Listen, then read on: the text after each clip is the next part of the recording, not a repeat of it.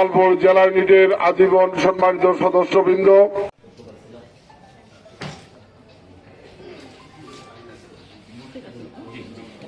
Committee গঠন নিয়ে ভাইকে দিচ্ছেন যিনি আজীবন সদস্য না, উনি জামালপুরে কেউ এটা তার মধ্যে স্বামী মাখান অন্যতম একজন। এটা আপনি আপনার প্রিভিয়াস স্টাফ জিজ্ঞেস করতে পারেন।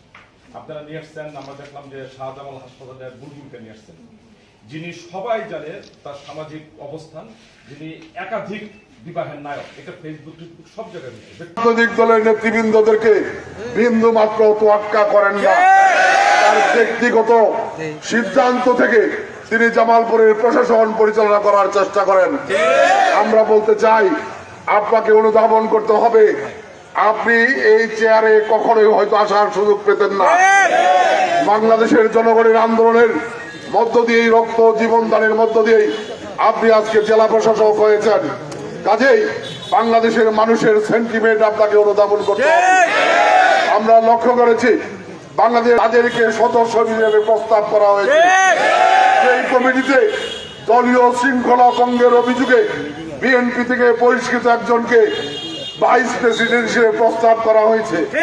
সেই কমিটিতে সামাজিক মহোদয়, আপনি জামালপুরের জেলা প্রশাসক, জামালপুরের সন্তান না। জামালপুরের সন্তান যারা, এই জেলার প্রতি তাদের আন্তরিক দরদ মহব্বত রয়েছে, আপনার না থাকতে পারে। কাজে আমরা বলতে চাই, এখনো সময় রয়েছে, বিষয়গুলো অনুধাবন করার চেষ্টা করেন। জামালপুরে 5 তারিখে গোপনে যোগাযোগ করে তাদের কাজ বাস্তবায়ন করে দিচ্ছেন।